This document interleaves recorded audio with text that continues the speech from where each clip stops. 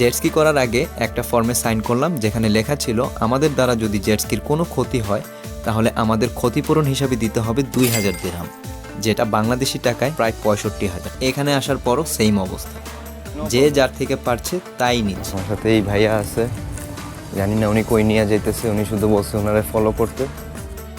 ওই ভাইটা আবার পরিচয় করে দিল এই ভাইয়ার সাথে, উনি আবার বলতেছে চলেন আমাদের সাথে যাই, যা দেখি কি করা যায়। মানে এখানে তো আমরা কোনো সময় আগে আসি নাই, ওনাদের উপরে ডিপেন্ড করা ছাড়া তো আর কোনো উপায়ও নেই। এখানে আসার পর বুঝলাম বিশাল বড় সিন্ডিকেট চলছে, কোনো কিছুর দাম নির্ধারণ করা নাই, যে যার থেকে পারছে তাই নিচ্ছে।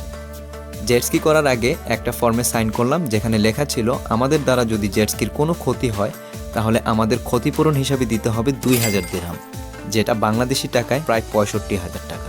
ওনাকে ছাড়তে পারলাম না, এদের আসলে ব্যবসাটাই এরকম, এরা যাদের ধরে ছাড়ে না।